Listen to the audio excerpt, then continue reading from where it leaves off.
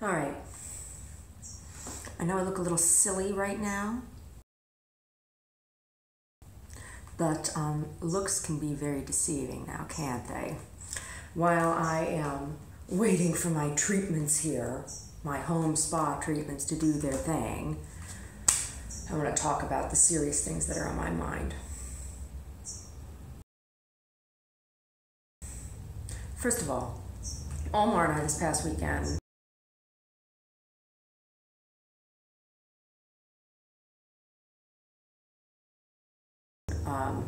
celebrated our 16-year wedding anniversary, and we went to and stayed at a very lovely place and along the ocean.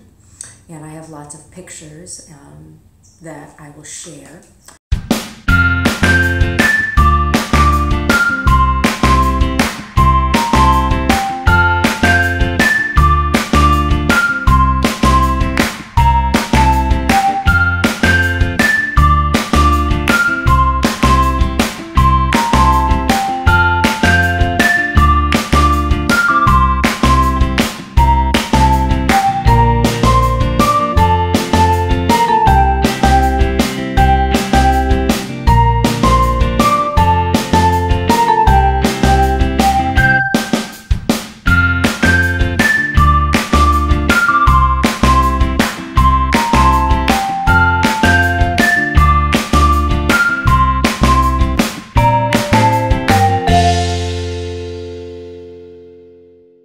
We stayed in Pacific Grove, which is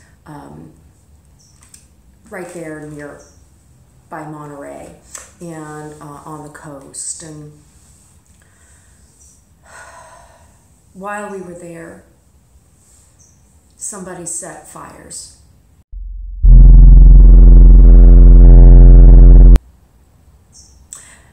And I believe that it was arson.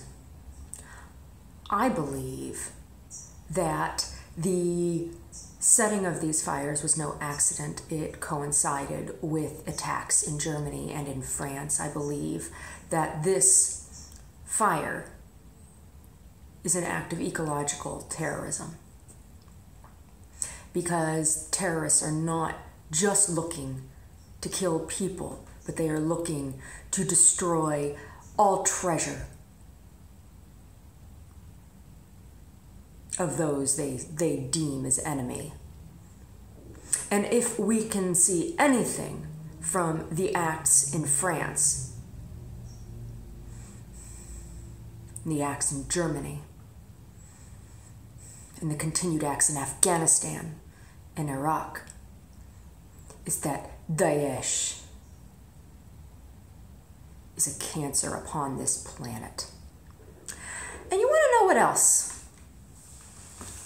This disgusting display of violence that happened in the church in France, this disgusting, directed, bigoted attack of people calling themselves Muslim against Catholics.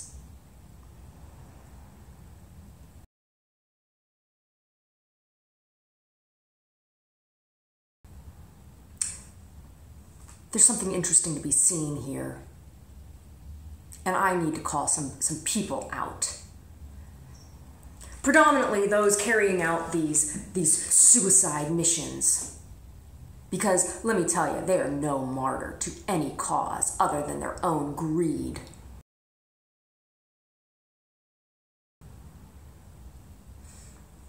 All of these horrible acts are being carried out by young men.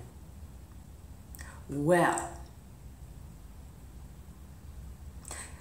where are the parents? There is something wrong with the parents.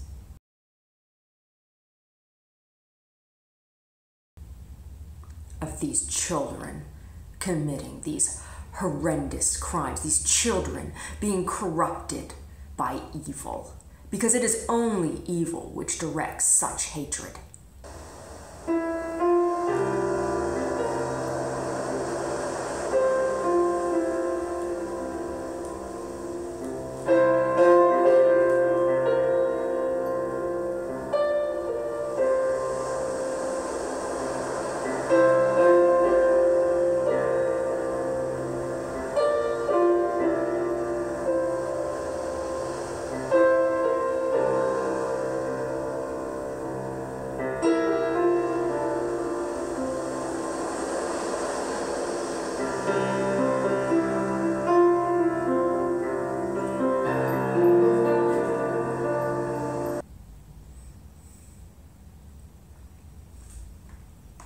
I know. I look ridiculous. I'm talking about this very serious thing and I look ridiculous. But you know what? This is so heavy that there needs to be some sort of levity, right? I got this mask on my face, but maybe that's a good thing. See me as a green person, not as a white person or as a pink person or as a brown person or as a black person.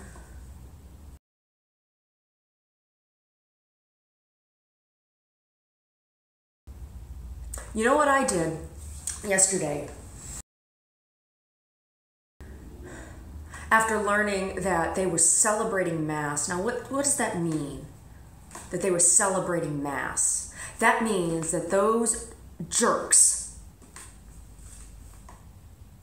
waited until the time of the sacrament being celebrated. That meant that priest was involved in the consecration of the Eucharist.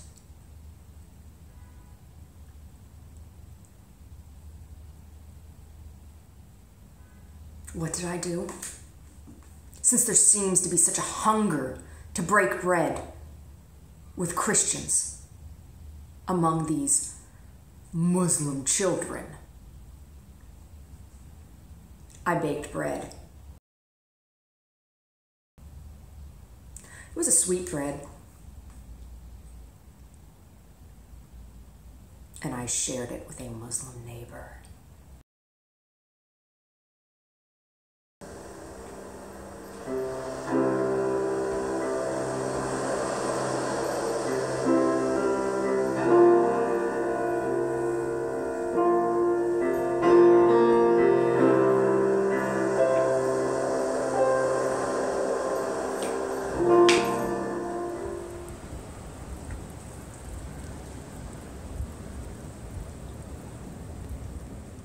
We went to Point Lobos, and hello, Miss Kitty Pants. Speaking of, come here, baby girl.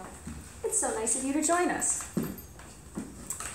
We just had our anniversary, our 16-year wedding anniversary, and we went on a trip. And on that trip, we visited Point Lobos again, and we had visited Point Lobos about a month or so ago. Yeah, and I had taken lots of photographs, and I'd been down there a few times, and you know, Point Lobos has changed, and I've made some comments about, you know, how the coastline has changed and is changing. And I was very relieved. We got to go to Point Lobos early in the day because we were down there. Do you want down? Are you done? Okay. All right. Well, that's fine. I'm sorry. Yes. Later on. She wants to go outside. So we've been, every other time we've been to Point Lobos recently, it has been later in the day, like after 12 noon, usually around like 2:30 or so. And the coastline looks different at different times of day, and I hadn't seen any crabs. If you know Point Lobos, and if you've been going there for a long time, you know that they have these crabs on the rocks that snap. So usually you'd be able to see them just about any time of day, or they were out later in the afternoon in the past, and I hadn't seen any except for just a few small ones when we were visiting, and so I was concerned about their population. And when we got there early in the day, it was just as the park was opening. We got out on the rocks there, and they were all over the place. They're like, here we are, we're not gone.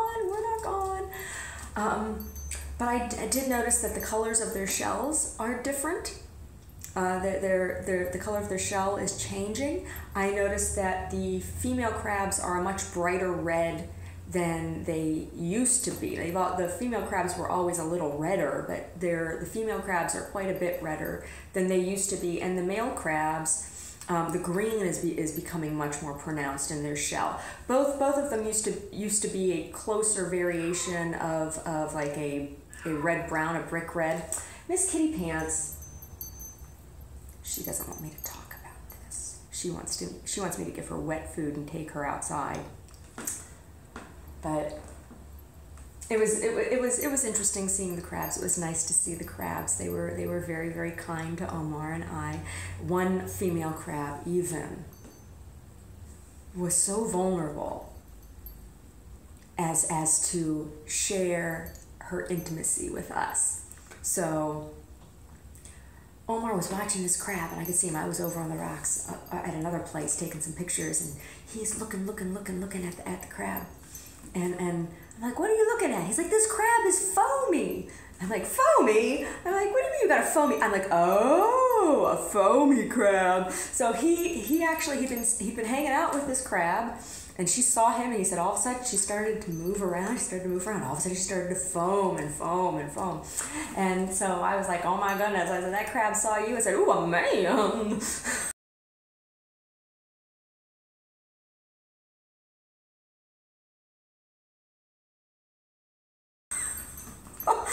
So we got to see this lovely mating ritual. Now we didn't stay to see the act done itself. It gave them that privacy, but so she's getting all foamy, and there's, you can see all the eggs in the foam, and she's got her arms up and she's going like this. I got video. I'll show you the video. And here he comes. You see him creeping over? Majestic crab. He says, oh, she's so sexy. Look at all her eggs. I must go fertilize her.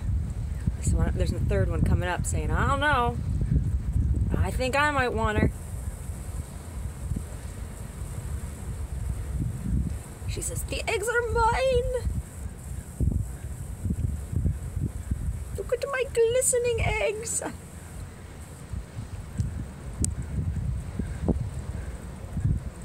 Who will it be? Who will be your baby daddy? I know, I see them both over there.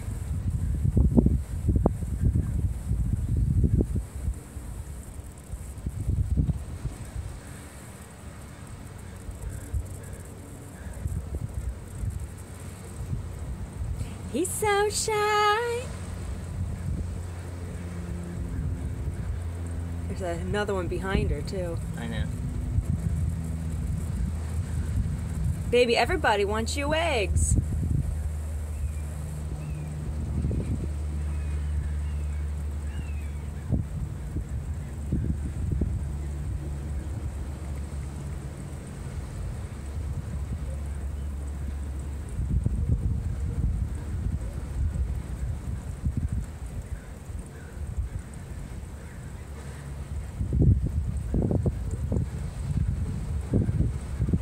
You're so sparkly like diamonds.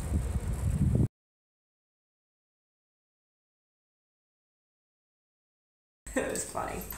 It was very, very funny. It was very nice to see, and I was grateful that she shared that with us. And grateful to know that crabs are at least still attempting to mate. The other thing that was really interesting that I saw, and I took a lot of photos of this in particular, because I've been down to Point Lobos in the morning before. I mean, it's not that I've never been there in the morning. I've been there at different times during the day. It's just usually it's later in the day. So I've been there before, and I didn't see this. This was very, very interesting. So the tide had left little deposits of water that pools in the rocks, right? And some of these rocks were covered in concentration of salt, while other rocks were not, even though they had the same size little water, seawater puddles on them. That was very, very interesting to see. So I think there has to be something about the chemical makeup of the rock, and these rocks maybe are more magnetic than others or something, or maybe they have more. I was watching a video about manganese and salt. That might have something to do with it as well. But some of the rocks were the salt was crystallizing, while in other pools it wasn't, as the water was evaporating. So I wonder, like, is there a difference in the salinity of the water? Is it because of differences in the rocks? what exactly is it?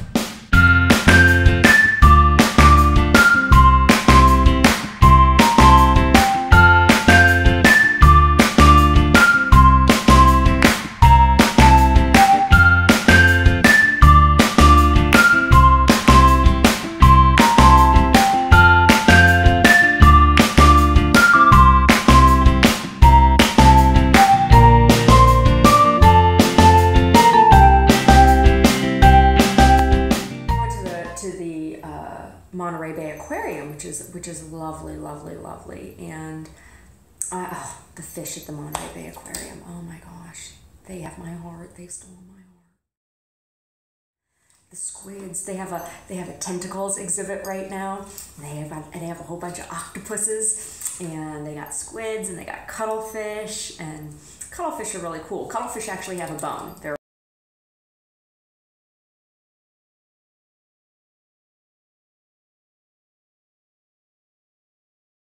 a fish.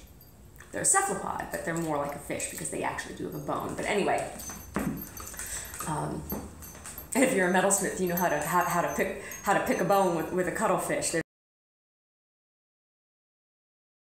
There's an old casting technique called cuttlefish casting, and you use the cuttlefish bone, which has a soft calcium deposit inside, and you scrape out, do like a bas relief, and you can make a two-part mold, and you can use pewter or other low temperature melting, metals with low melting points to cast into it, or you could even use sterling silver, but then it's a one-time use. But anyway, the cuttlefish, they were there.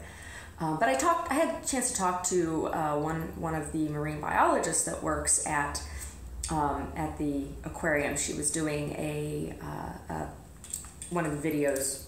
They have little presentations, and you go and watch a video, and somebody's yapping.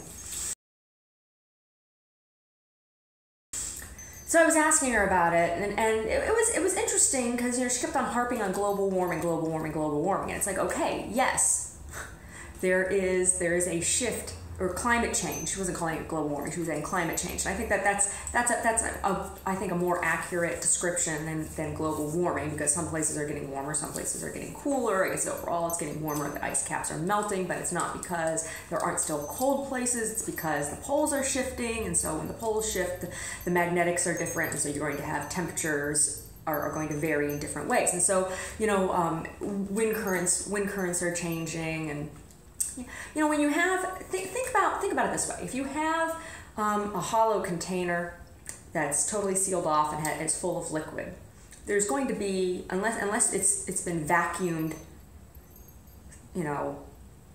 it's been filled in a vacuum setting, you're going to always have an air bubble. That air bubble is always going to come to the top, right? And so this shifting, think of the poles as that air bubble, except imagine that there's two air bubbles, one at the top and one at the bottom. And that air bubble is always going to be at the top, no matter how how it's oriented. So the poles are an orientation within the solar system. It's the planet itself is moving, right? Well, anyway. So global climate change.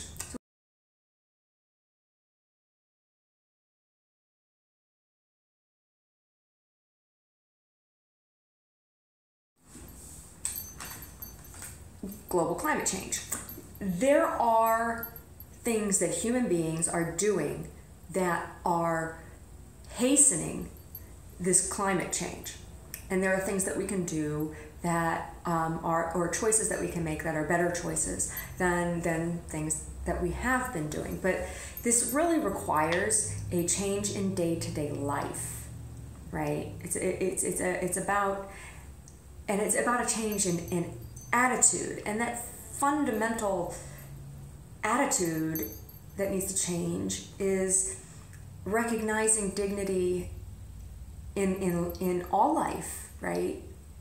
That's around us, and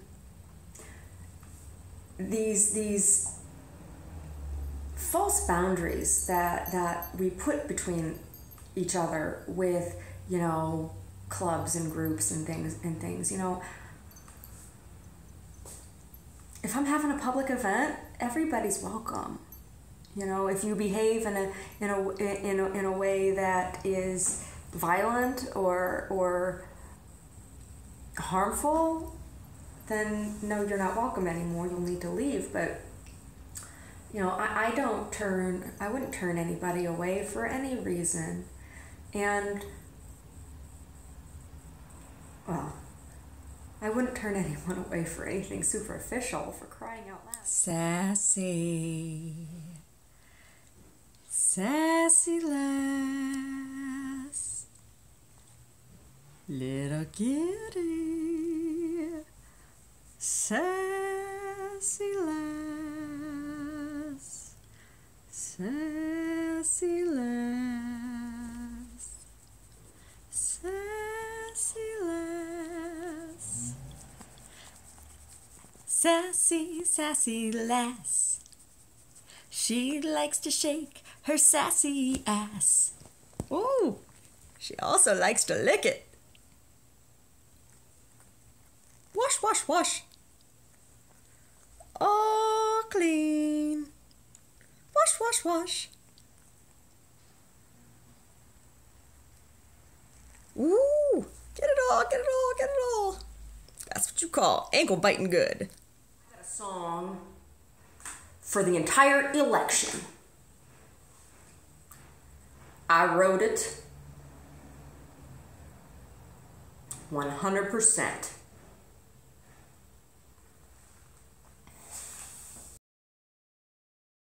It goes like this.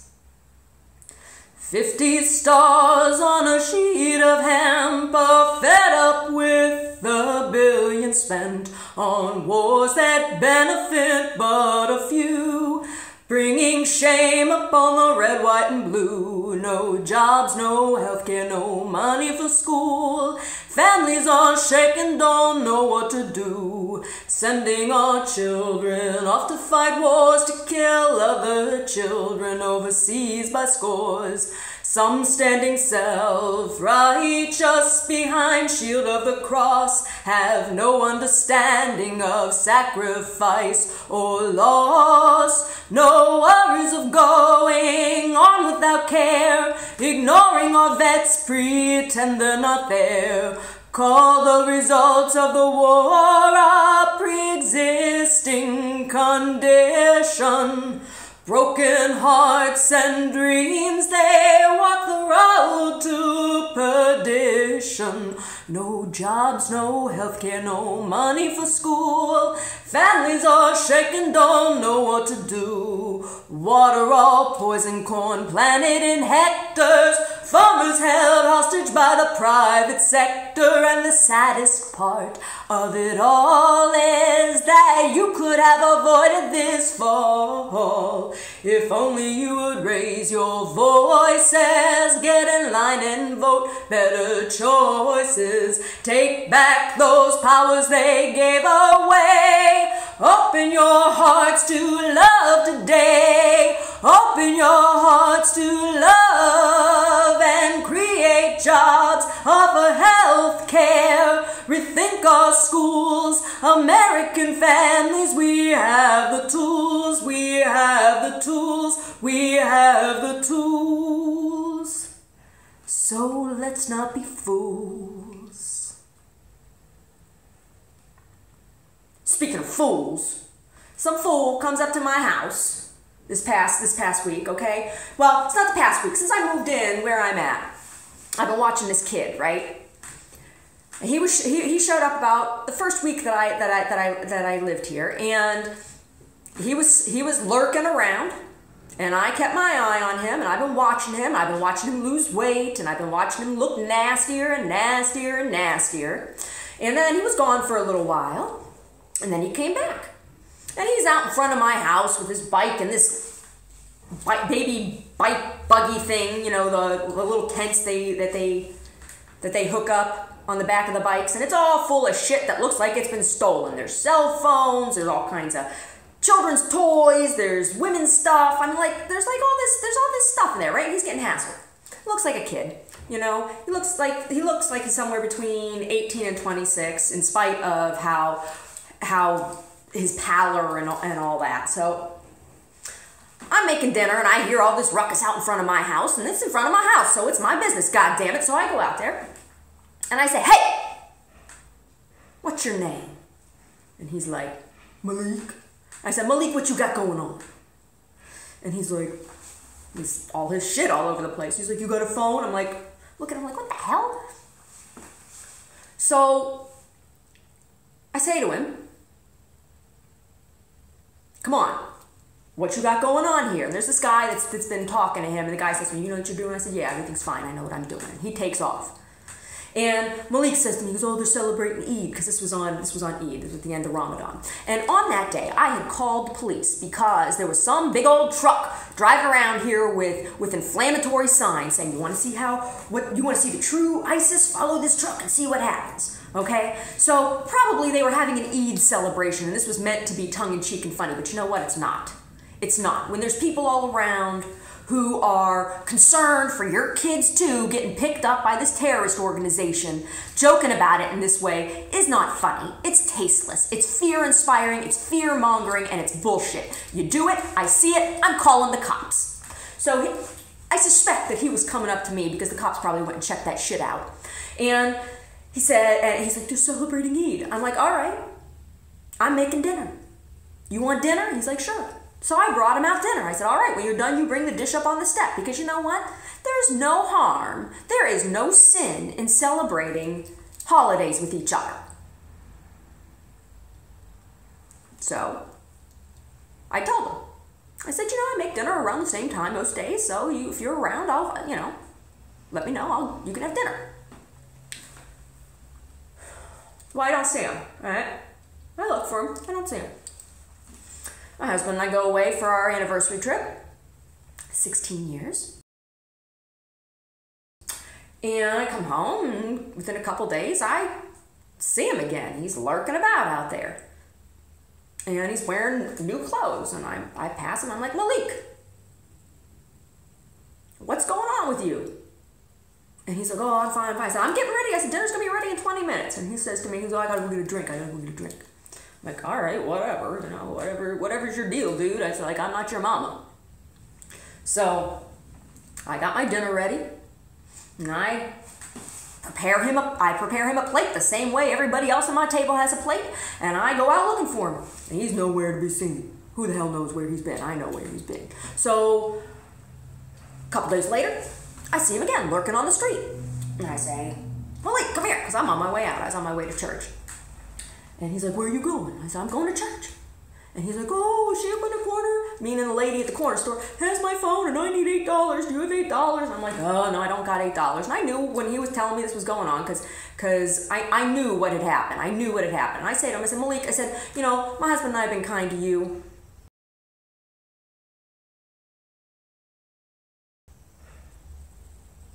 I said, but you got to be straight with us." I said, "If you're not straight with me," and I don't mean straightness in this heterosexual kind of way. I'm not talking about sex at all. I'm talking about you got to be honest with me. And he wasn't being honest. I knew he wasn't being honest. But I said to him, I said, "You know, I know you saw I got lawn chairs in my backyard." I said, you can sleep on those. That's fine." I said, "But don't you bring anybody else to my house." Thinking, you know, that he'd come around and sleep at night when people sleep, right? Because it's a safe place. Well, I think a little bit better of it, right? As I'm pulling away, and I'm like, you know what? I just told him I'm leaving. I suspect he's tweaking because he was all twitchy, and I'm gonna get him his shit so he isn't picking at somebody else to do so. I got neighbors with kids on both sides. So I drive around the corner. I come back. I park in the driveway, and I walk up to the corner store, and I say to the woman at the corner store, I said, "Dina," I said, "did Malik steal from you?" Because I knew that's what had happened. I knew he had gone in there and stolen something, and that she was holding it or for collateral, or that he'd given it to her for collateral or whatever, till he could pay her back, whenever the hell that was going to be. So she's like, "Yes, he was stealing wine." She's got these little, the cheap little bottles of Sutter Home, wino wine.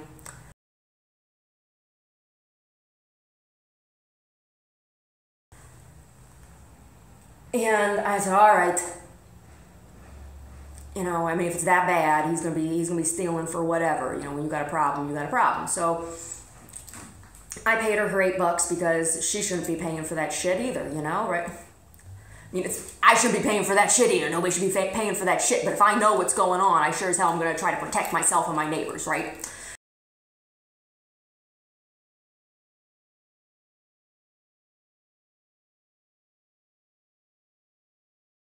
So he comes in while this transaction is going on, and I say to him, I said, Malik, I said, don't you steal from Dina. I said, don't you steal from anybody else in this neighborhood. And he's like, oh, you know, whatever. And I go on my way. I go to church, and I do my thing, and I come back. Well, as I'm home, he shows up at my house. He's on the back porch. And he's back there half-ass naked. I'm like, I can see him. I got cameras, right? I got cameras. I see him down there. So I see him down there walking around half-ass naked, and I talk through my camera. I said, Malik, I said, are you okay? Well, he freaks out, right? He's like, what? He jumps around. He starts looking around. Where's this coming from? Where's this coming from? Oh my God, is it the voice of God? No, it's the voice of Larissa talking to you through a fucking camera. So I go out my front door because he's sitting up on my steps, and I'm not gonna open my back door and let him push me in because I don't know what the hell he's gonna do. I can tell something ain't right. I can tell something ain't right. So I go around and I talk to him, and he's like, I said, Malik, what happened to your bike? Because he had a new bike. He had parked it underneath my patio. I saw it. I said, Malik, what happened to your bike? He's like, oh, I gave it to my friend. I said, did you give it to your friend? Did you trade it for something, or was it stolen? And he gets all nervous. He's all, ooh. And I said, Malik, I said, what are you on? Because he's scratching, he's itching, he's all twitchy. I'm like, what the hell's going on with you, man? Again, I suspected it was meth because I've seen meth, and it's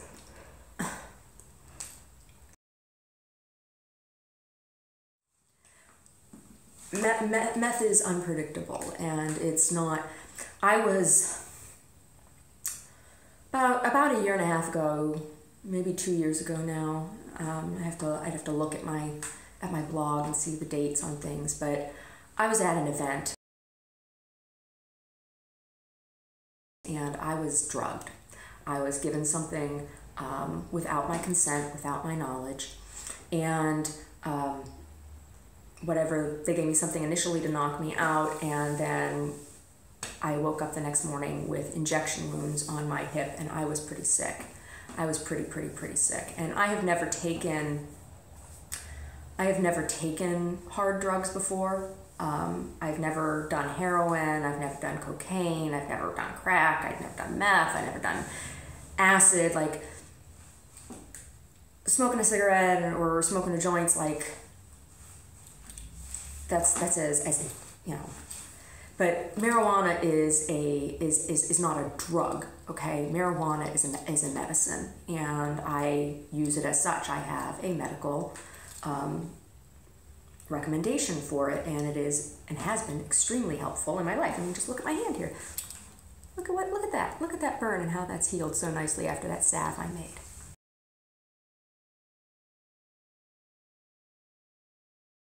I mean, isn't that beautiful? And that scar will go away because I burnt myself in my oven here, and that scar's gone. That's just like a year. So anyway, when he finally owned up and he told me that he had traded his bike, he had a new bike. He traded his bike for meth around 2 o'clock that day. I knew that this kid was dangerous to my neighborhood, dangerous to me, dangerous to my neighborhood. Now, before he got to this point where he confessed this to me or told me about this, you know, I could see he was dirty. He wanted a shower. I let him use my shower because that's an issue of human dignity, right? Having a shower, being able to wash yourself, that's an issue of human dignity.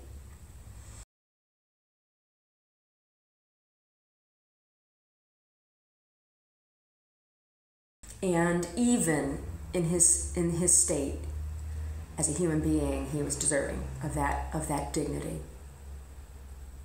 Well, I wasn't going to let him back in my house, and in our conversation, he kept on trying to get back in my house and tell me, "Oh, just take a minute, just take a minute, just take a minute." I'm like, I don't know what you're telling me is just going to take a minute, but whatever it is, we can talk about it right here on the patio, because I'm not taking you back in my house. Especially now that you told me that you're tweaking.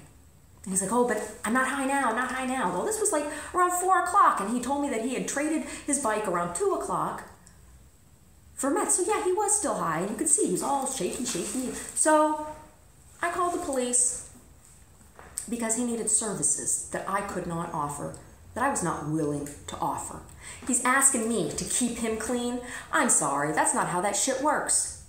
That's not how that shit works. You gotta make your own choices when it comes to that. And if you need the support for that kind of drug, you need to be in a center, right, that is a controlled environment. And I was not willing. I don't have that kind of safe environment. Not that my environment isn't safe. My environment is safe. But as far as like the kind of safety a person who is coming off of going through withdrawal from a drug like that,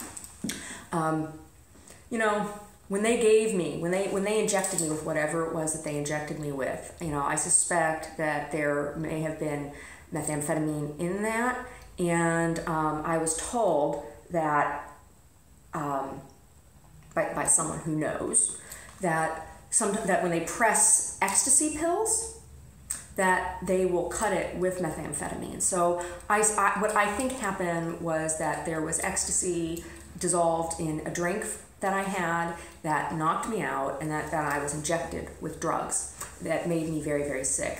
For the next 3 days, I was pretty ill, and I used Reiki to flush and heal my system.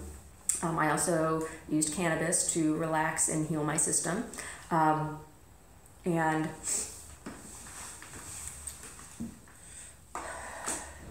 I you know.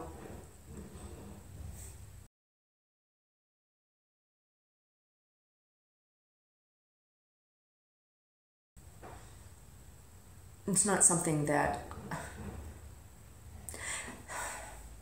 He told me he traded his bike for meth, and then tried to tell me that that was the first time that he had ever done it.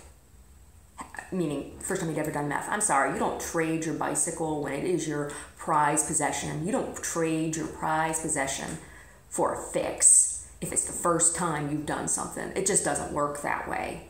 And so I knew he was lying to me. Plus, there were some other questions that I asked him in our conversation about his parents' name and how long he'd been in the city and how old he was, that he gave me a different story than he had given me before. So after the third lie, that's when I decided I was going to call the police, because he was unpredictable and he wasn't being straight with me like he told me he was going to be.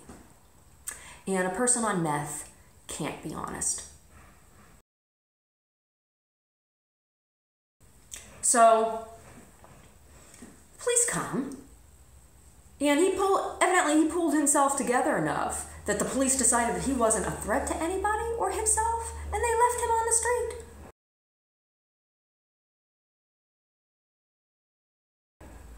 What the hell kind of...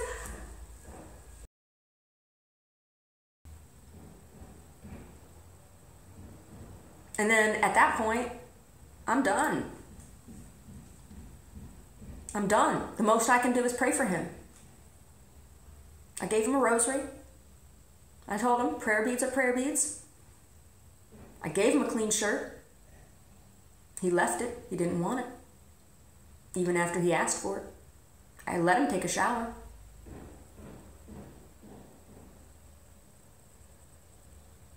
I honored his human dignity. I gave him a chance to be honest with me. He blew it. He blew it.